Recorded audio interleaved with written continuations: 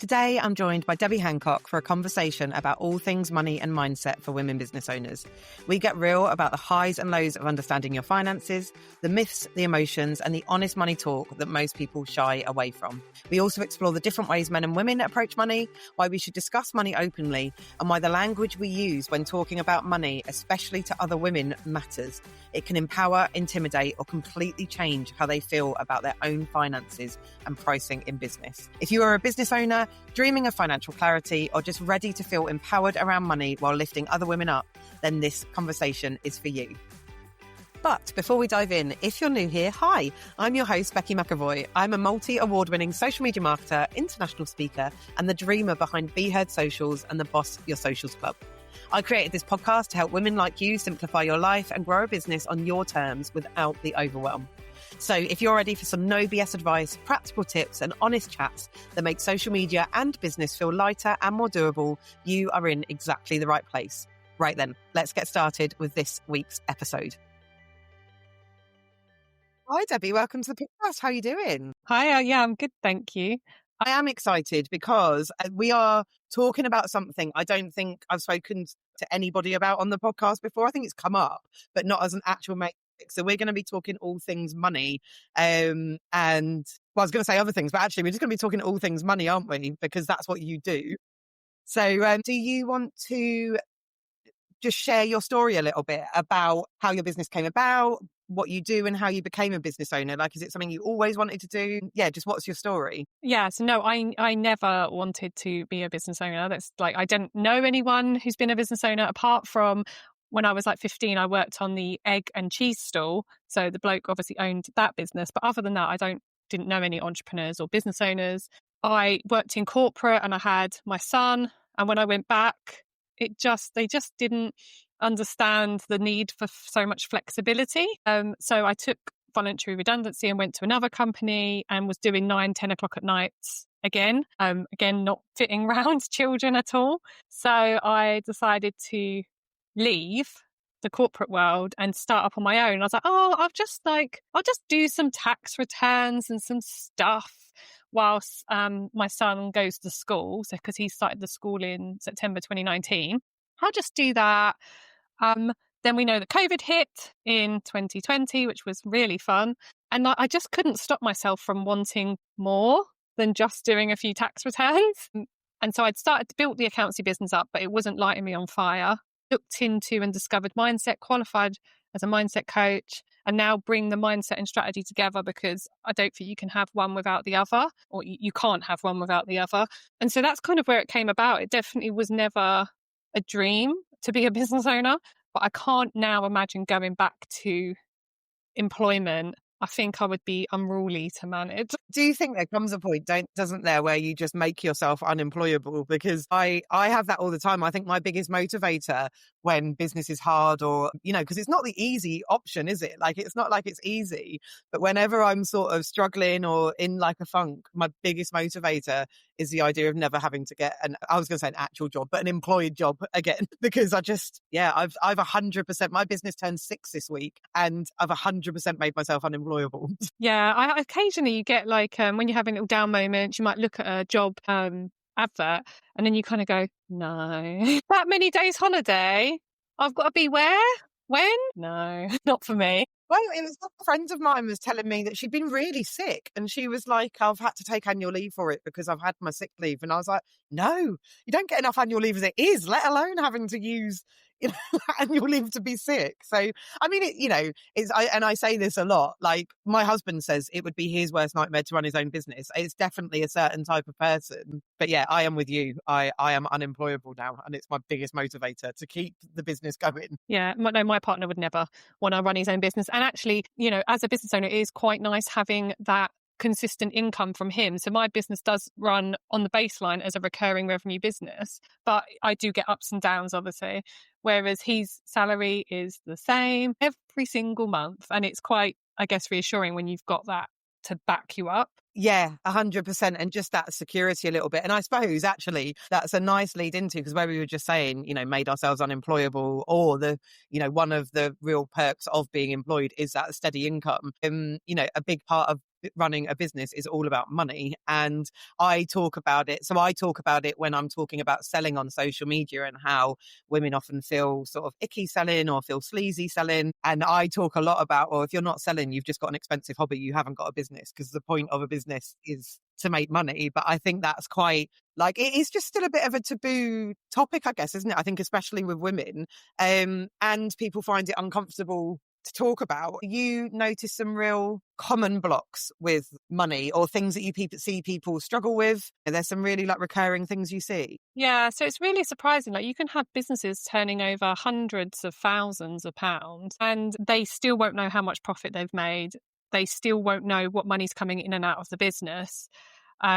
They still don't really want to look at their bank account and analyse the numbers. And you're thinking, well, hang on, if you're turning over nearly £1 million, surely you should know what you're doing. And that's simply not the case. So if you're actually a smaller business than that, it's like there's no shame in that. It's not taught in schools. If our parents didn't teach us, which a lot of it wouldn't have been, how would you ever know what you're looking for and what you should be paying attention to? HMRC expect us to, as business owners, we've got certain responsibility. They expect us to be able to understand this. But if you've not been taught that in school, if you felt you weren't good at maths, if you avoided it, if your parents avoided these conversations, how are you going to suddenly know what to do? And even as you get bigger and bigger and bigger, people either completely ignore it or they outsource it to an accountant, and then they think, right, that's dealt with, the accountant's dealing with that stuff, I don't need to think about it. And it's actually like, no, you can never outsource your financial responsibilities, because it will always come back to you. And it is about you, and it's about like your life. But I do see a lot of business owners that just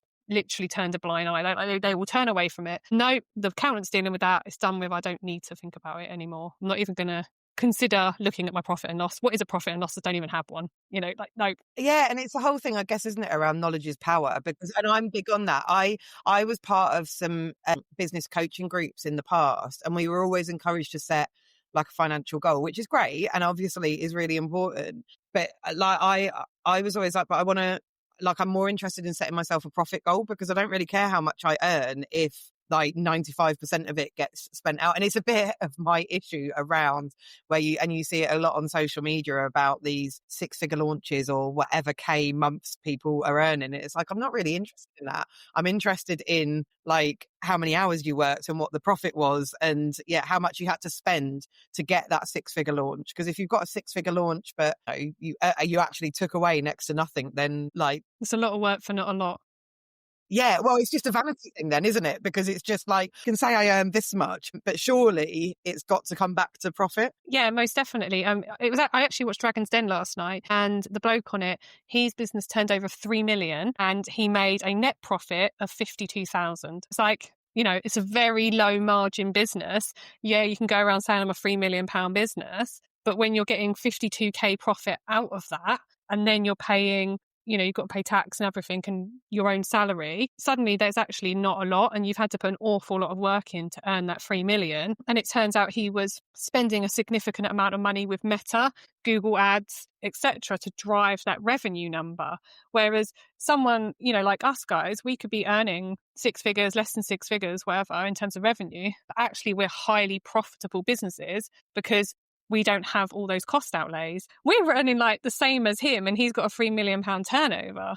So what we aiming for? Yeah, exactly. And that's what I mean, where it sort of almost becomes a vanity thing, doesn't it? Because it's like, well, you can say that you've got this £3 million business and I couldn't say anywhere near that. I mean, I'm nowhere near 3 million and nowhere near 6 figures, to be fair. But like you said, it is all about the profit and what you're taking. And one of the exercises that I've been doing this year, so I have made lots of decisions in my business over the last sort of like year and a half, like one of them being to cut social media management services so I don't do the done for you stuff. And I'm earning like probably a third of what I was earning 2 years ago, but one of the, like, as an overall figure, and earning as a whole figure less profit than I was 2 years ago, because that happens. But one of the things I've been doing this year is tracking, since January, I've been tracking what I get paid hourly, because one of the other things that I've done in the last year and a half is work significantly less hours than I was when I was doing like full social media management for multiple clients.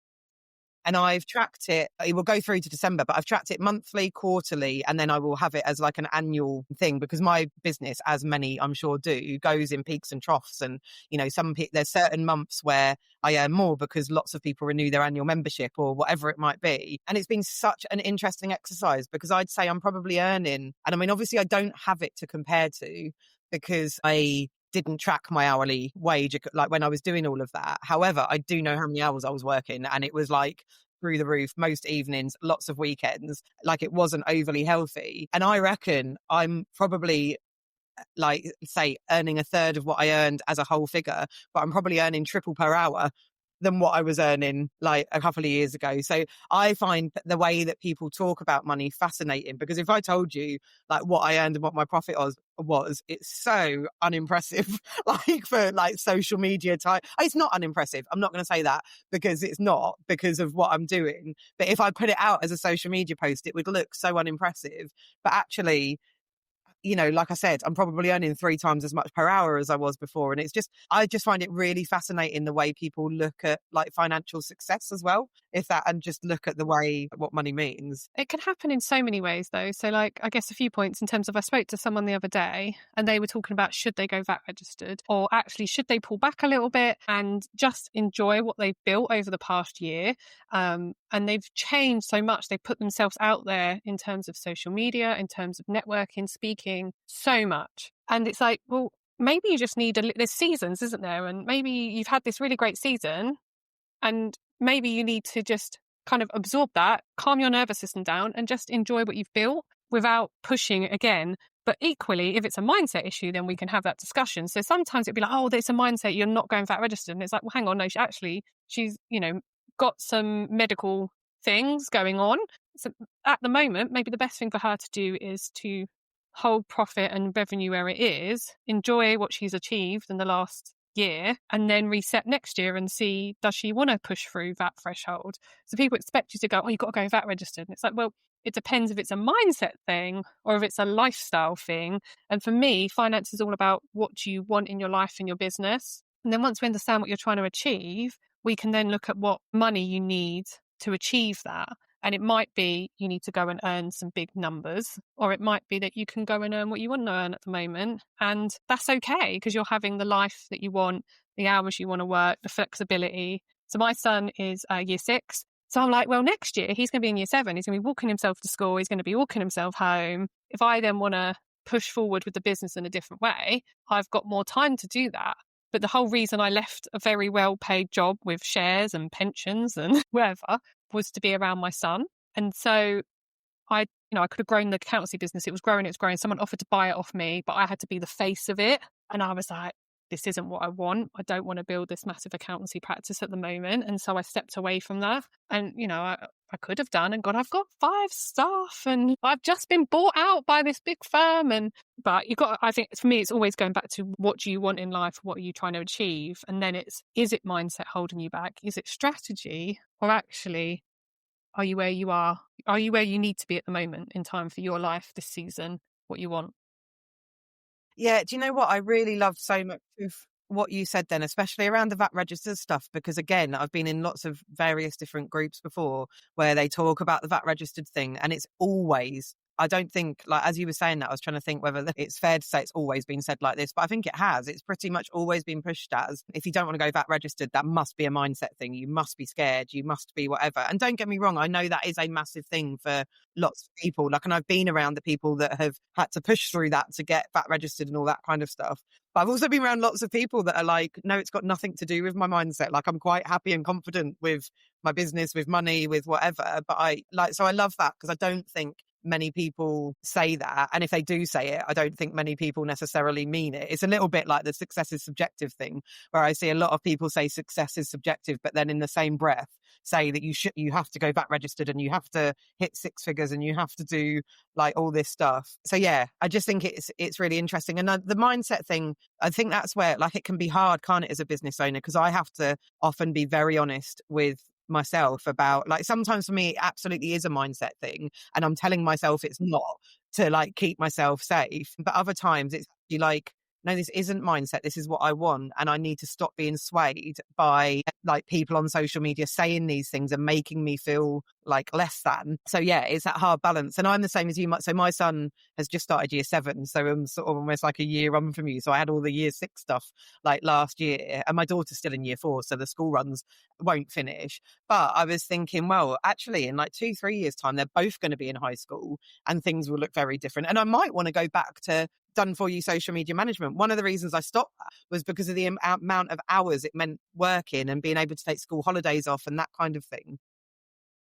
So I think, you know, like what you said earlier as well about like, it's all about seasons. Like no decisions need to be final around money or VAT registered or anything like that. And what you want from your life can, well, at the moment for me, it can change from one month to the next, let alone like school years and things like that. But it can change, can't it? And I think that's the joy of being a business owner and remembering that we are in control at all times of, like, I was going to say, we are in control of all times what we earn, which I think is incredible. Don't get me wrong. I mean, I know we're not in control of, you know, the world being quite difficult to get work from at the moment and that kind of thing. But actually we are in control of like wanting to work more, work less and more, earn less, all that kind of thing. And I think that's incredible. Yeah, we are in control of it. And there might be certain things in the world that are tricky right now, but we can control if we change our messaging. We can control how we price things. We can control who we're looking for and what we want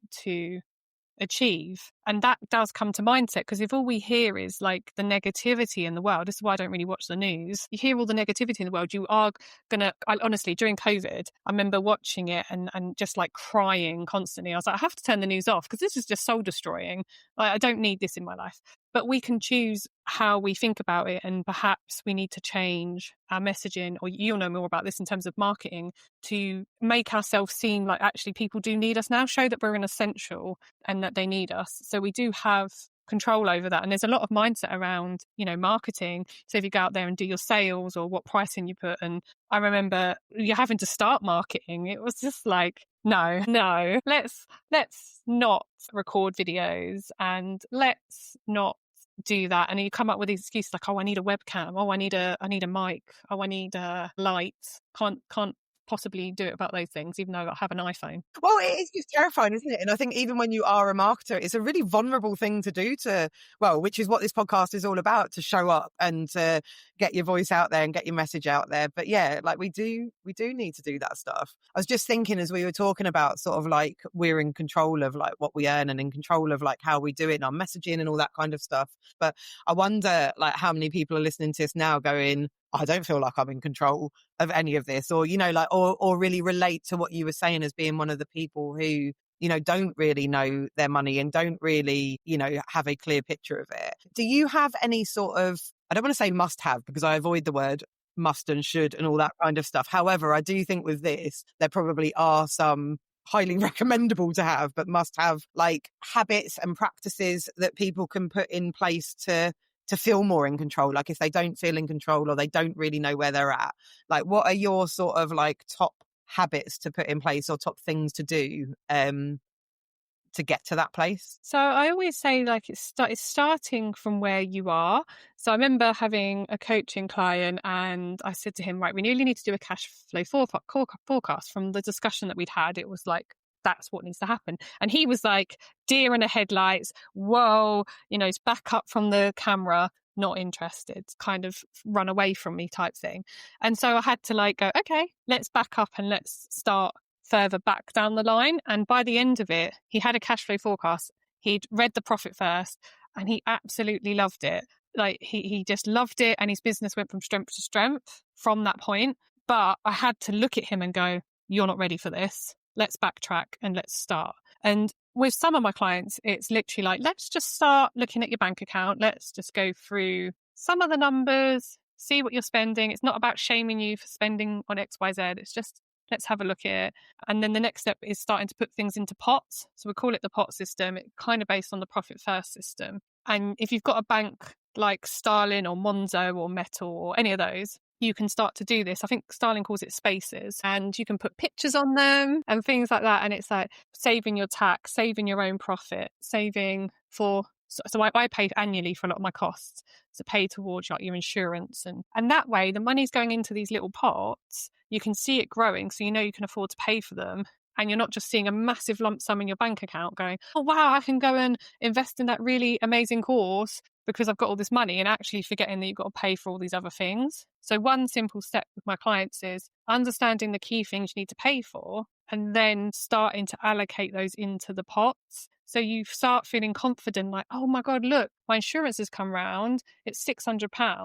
I've got my £600 saved, or my qualifications. I think my qualifications are now around £800 a year. So it's like, I've got that set aside. I know I can pay for it. If I want, I start saving for my laptop. So every 3 years, generally, I need a new laptop. Start saving towards my laptop every single month. And I can see it building. And that builds confidence in my clients because they're like, I can do this. I can take small little steps to improve in my finances. And then we can go, right, let's start looking at your profit and loss account and let's start looking at your balance sheet. And we can then start delving into how's your business making profit? What's your hourly rate? Is this service profitable? Or actually, is this service taking so much of your time that it's really not profitable? And we can delve into like looking at tax and all that sort of stuff. But the simple things are start taking a look and start saving into pot systems. Make it fun. Yeah. And I love all of that. And I feel quite grateful that in my career, like my employed career, I had been responsible for like strategies and budgets and things like that. So I'd always had to, know things like that, you know, like some of the stuff that you was talking about. But I think sometimes, like, was it cash flow forecast you were talking about? Yeah. Was that? Yeah. And sometimes even I think when you start a business and you've never done anything like that, even just the words feel like really scary, or you don't know what they mean. And there's a lot of jargon, isn't there? But I often find, like I said, I feel quite grateful that I did a lot of that in my career. So I sort of knew some of that. And I guess that's probably where I've always started from. Like I started doing that from the point I had a business because I'd always done it in my employed job. And even the pots and the savings and that kind of thing, I have always done that in my personal finances. You know, like every month we'll save a little bit for Christmas and things like that. So that when Christmas comes around, don't suddenly have to find it, or car insurance and things like that. So I've taken some of those personal habits and put it into business, but I don't think that's really the norm. And I think there are an awful lot of businesses, like you said, that can just hear someone say cash flow forecast and straight away they're like, I don't even know what you're talking about, let alone like how to do it. So I guess like one of the questions I was going to ask you was around like healthier conversations about money, probably in our professional and our personal lives. But I guess like, well, at least for me, a lot of that starts with, which is what I am all about in general, but just simplifying it. You don't have to know all of these fancy words.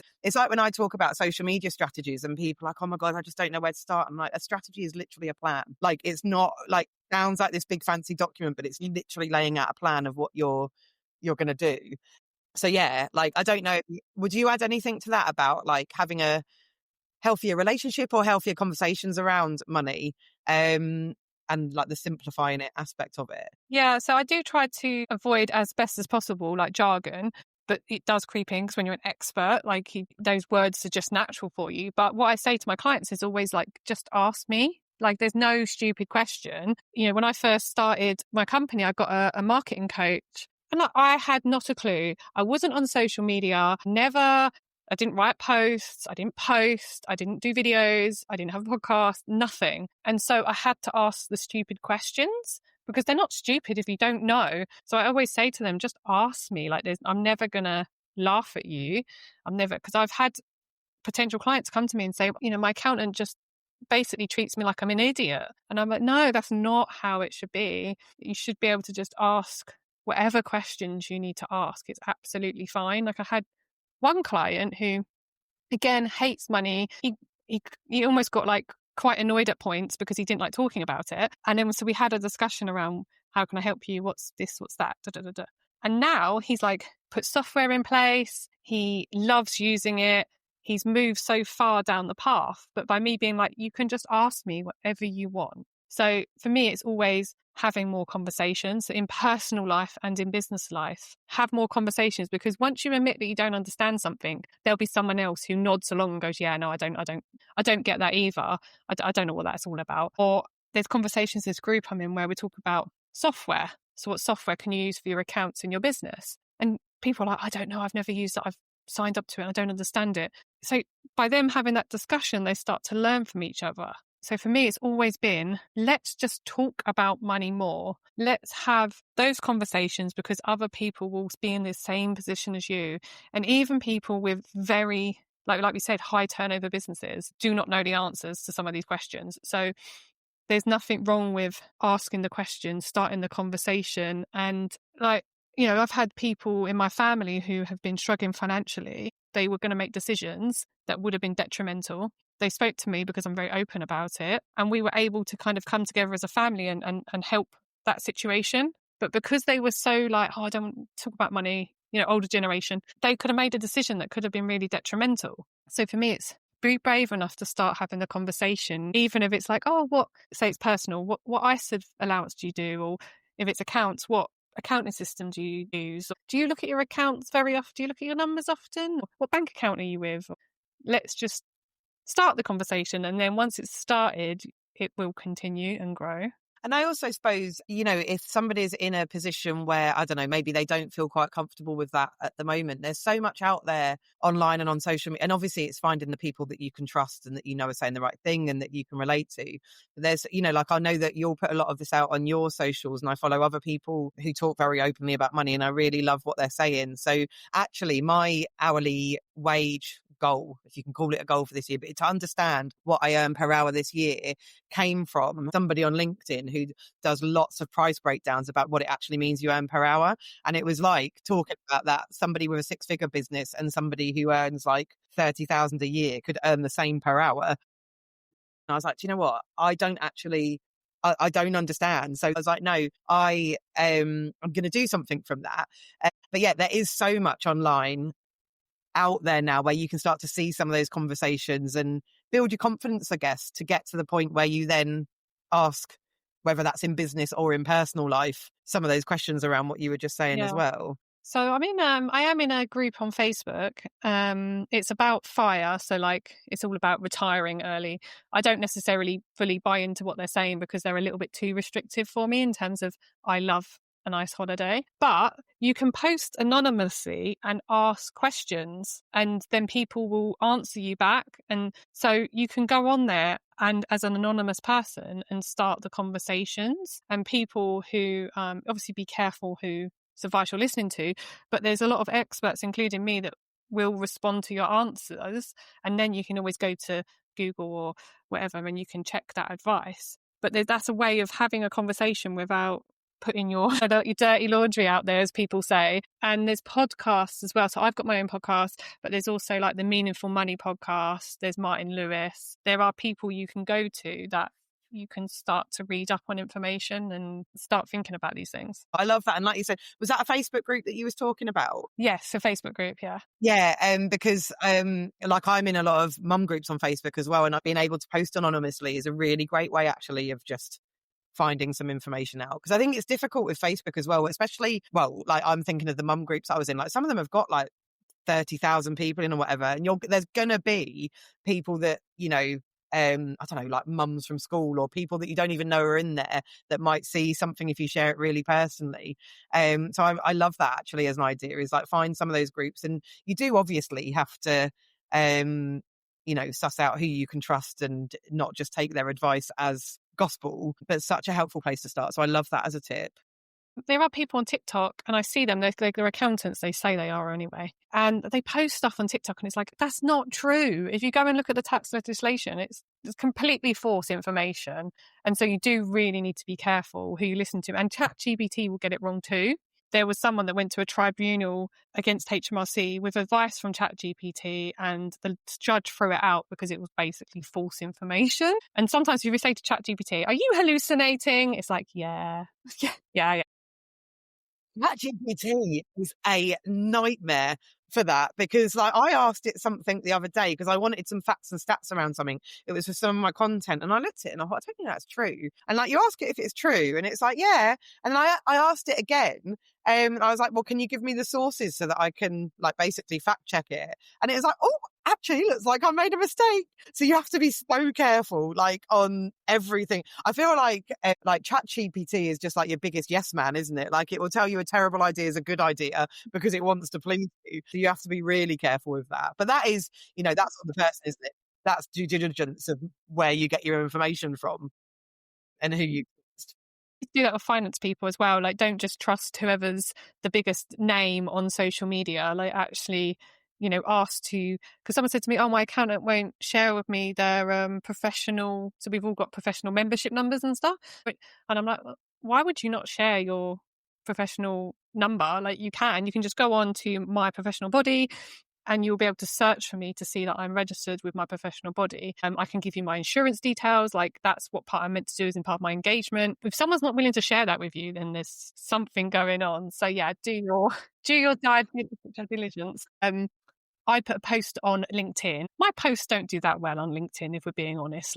And I put this post on about Stacey Solomon spending £1,000 on taking her daughter to the Shard, and it went to like 70,000 impressions.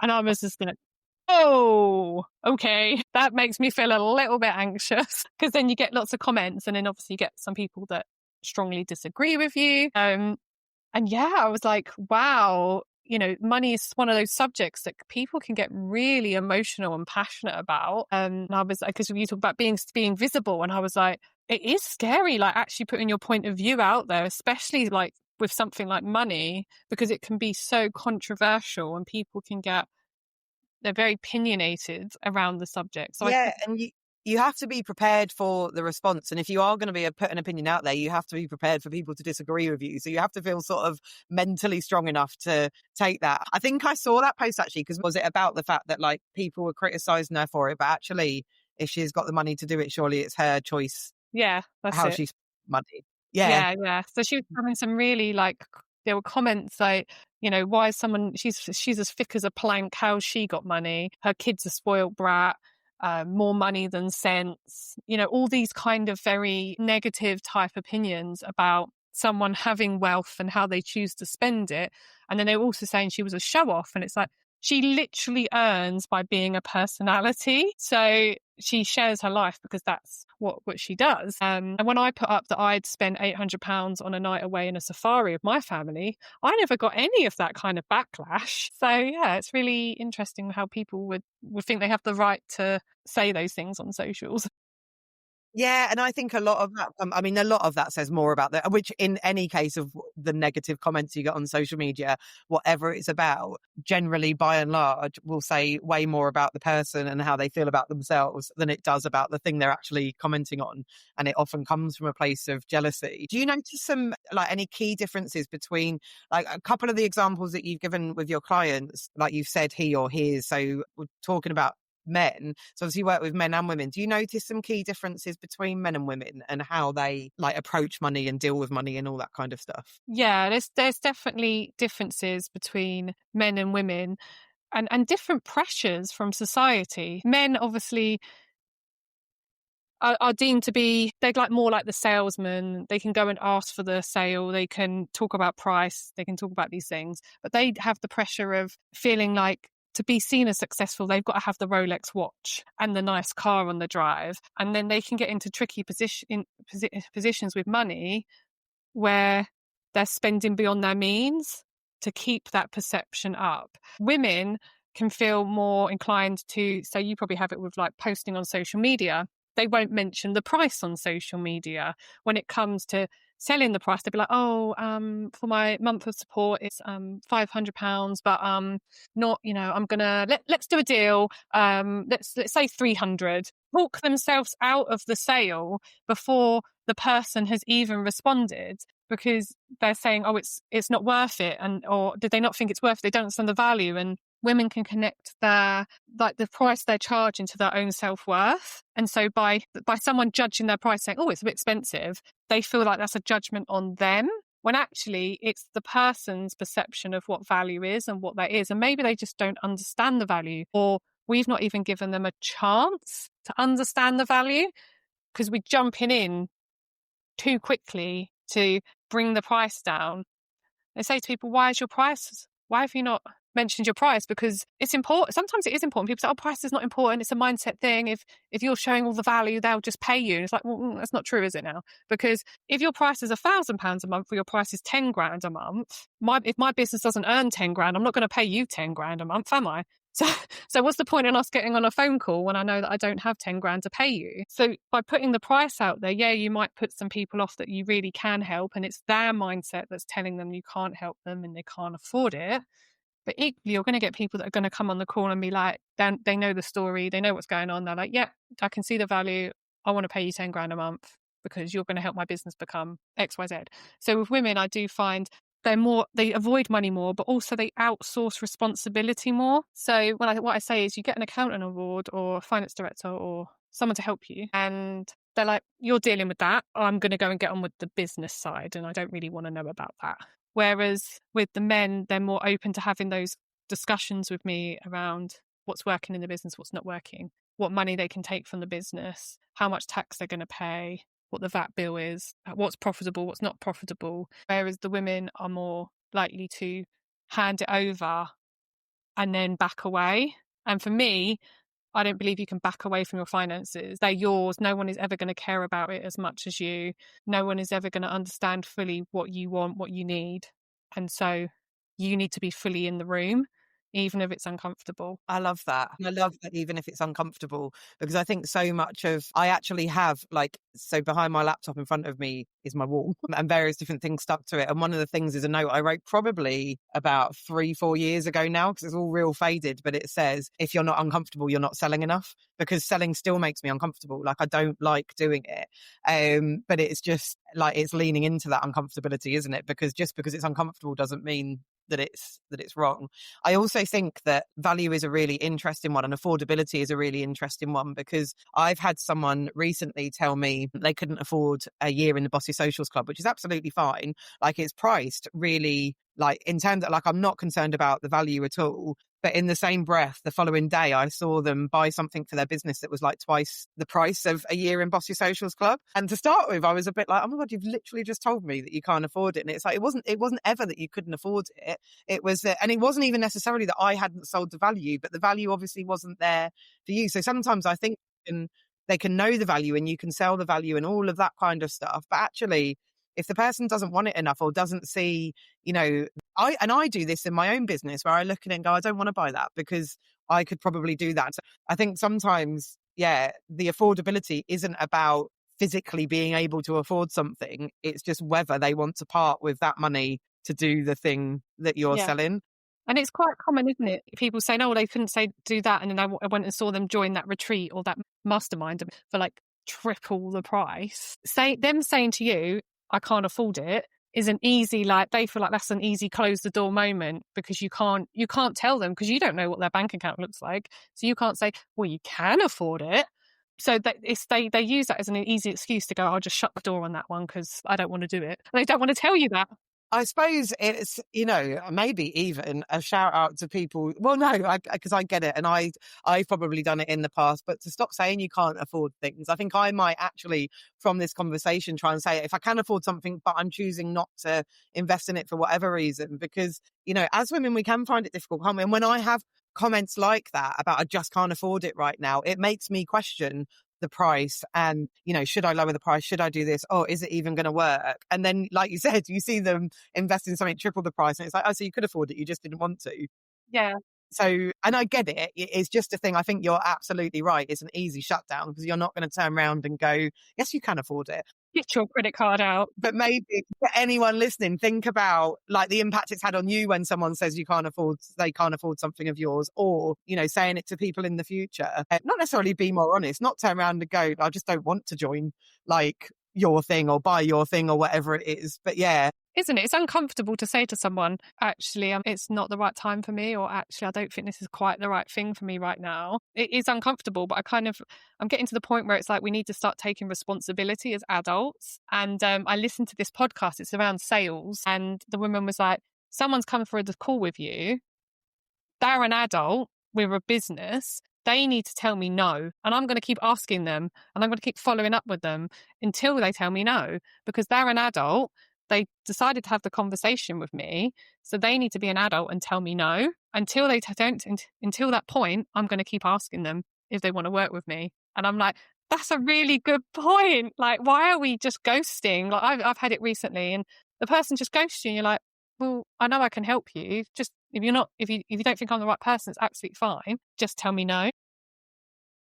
Yeah, because that's on you then how you deal with that, isn't it? Like I have people who have left Bossy Socials Club in the past and said, not necessarily that they can't afford it. And actually this is a different way of saying it, isn't it? Just that they're looking at their outgoings and sort of streamlining stuff. And whilst like that always feels rubbish for me because I hate it when anybody leaves, but equally I do that in my own business all the time. That's what a good business owner does. Is what we're talking about is looks at their outgoings, looks at what they're using, all that kind of stuff. And I will always go back and go, don't worry, I completely understand. And I'm not going to turn around and go, you've made me really sad or you've done this, that or the other. Like it feels rubbish, but I get it because I'm a business owner as well. I have to look at my outgoings. I have to say no to people. I have to know whatever. So maybe there is some responsibility on us to the conversations that we have as well and the responses that we give because I like that, we're all adults and we're all business owners. We have to make business decisions. I talked about in my podcast earlier in the year, I talked about in how my Q1 hadn't been great because my nan had died and I took the time to step away from the business. Apart from my current clients, I stepped away from marketing because it just didn't feel right for me at that point in time. And one of my biggest clients, very large regular income, she had took her stuff internally because she was qualified anyway. Because we'd looked at the business and we'd looked at the viability of it and like the changes in rates, rent, gas, electricity, employment rights, etc. And she couldn't it would make no sense to continue to pay me because there was no profit in the business anymore because of all these things. And we'd put changes in, price changes. We'd literally gone down every avenue. And so she took the stuff I was doing internally and it was a massive drop in revenue for me, but it was a business decision. So I knew that decision had to happen for her business to get through this period whilst through adjustment. And that had to happen. It's a business decision. It's nothing personal. It's not like, oh, you're rubbish. we're not going to work together anymore. It's like the business is going through a tricky period. We've done all we can. This is the next stage of getting the business in a better position for a little while whilst we go through this period and then come back out the other side. That's just the way it is. Yeah, it personally impacted me, but it's not a personal decision. It does feel rubbish, but equally, especially when you're business to business, that it feels rubbish, but it is part of business, isn't it? Like it's the way that business goes and people have to make decisions. It is difficult, but it's definitely made me think about the sort of way that I have conversations and hopefully to anyone listening thinking about that as well. Because equally, I've had people that have renewed their annual memberships that I didn't think for a minute were going to renew because they hadn't been engaged and whatever. And I've had messages from them saying, I know I haven't really been involved for the past year or whatever, but I can really see the value and just knowing that it's there when I need it is amazing. So I'm absolutely renewing. I'm like, oh my God, they're not using it and they're still happy to pay it because it all comes down to very rarely is a decision going to be because you're rubbish that someone's decided to stop working with you or not buy from you or whatever. But yeah, it just goes to show how much, and I guess this is why money is so taboo and people don't talk about it. And hopefully conversations like this are just helpful conversations to have. Yeah, to me, it's just starting that's what I want to do. I want to start the conversation and get people thinking about money in a different way. And actually it's okay to have these conversations. I think like what you said about, even if it's just you now considering your feedback to someone else and saying, I've decided this isn't the right direction for me. It's not about affordability. It's not affordability. It's not the price you're charging. It's just not for me right now. Even if that's the only thing that happens, to me, that's something positive because then that business owner is not going to go, actually, I really need to reduce my price and put an offer on. I'm going to say it's a Black Friday offer because then someone will buy it and then no one buys. And then you go, maybe it's still too expensive. And it's like, it's not about the price. So literally, if that's the takeaway, then amazing. Yeah, I love that. Before we finish, I've just got a couple of questions I ask on every episode. The podcast is Show Up and Be Heard, and we've spoken about showing up, and it is a very vulnerable thing to do as a business owner. What things help you show up in your business, and what tips would you give someone else to do the same? So for me, showing up is important because I have an important message to share. And this is the same a lot with women. We don't just start our businesses to make money. We start our businesses to do something important and make a change. And I keep that in my mind. So if I show up today and I talk about money, will I impact one person? And that's what's helped me overcome things such as recording videos, going on podcasts. Like, please go back and listen to like podcasts 4 years ago. They were awful. Get on stage and do the scary stuff. Because I'm like, if I get up and show someone that I can get uncomfortable with this thing that I'm uncomfortable with, maybe they will get more comfortable with money. So I can impact one person, then show up. I really love that as an answer. Remembering why you do it is so important. I really, really love that. And what advice would you go back and give yourself in the early days of running your business? If I was to go back and give myself advice, it would be to start video earlier. I started in March 2020, then I got COVID and I could barely speak, which was an amazing excuse to not do video. And I didn't do it for another like 8 months or something. And then I started getting back into it.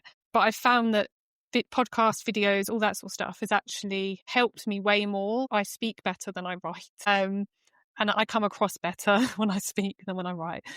So yeah, do the thing that makes you feel uncomfortable, because that's probably where you need to be. Yeah. And I think what you just said about like, go back and listen to my podcast from 4 years ago, they were terrible. I always talk about this of like, the only way you get better is by doing it. And the first ever Instagram live I done is the most horrific thing I've ever seen. It's still on my Instagram page. But I'm sort of all like shy and I'm looking down at my notes and I'm just like, and I don't even write notes if I go live now, because I'm like, I know my stuff. Why do I think that I need like notes and whatever? But it was getting over that fear and the anxiety of doing it. And the only way you get more natural and get better at doing it is by doing it. My first video was scripted, and I remember I was like, 4 reasons you should look at your numbers. It was even worse than that probably. And then I tried to edit it together and it was just awful. But, 4 years on or whatever it is, I go on stage, I have my own podcast. Like, you would never believe that. So if you start looking at your numbers, you never know where you'll be in 4 years' time. Amazing. I love that. I really love that. And so all that is left to ask you is, where can people find you? So I mainly hang out on LinkedIn now. So you can find me, Debbie Hancock on LinkedIn.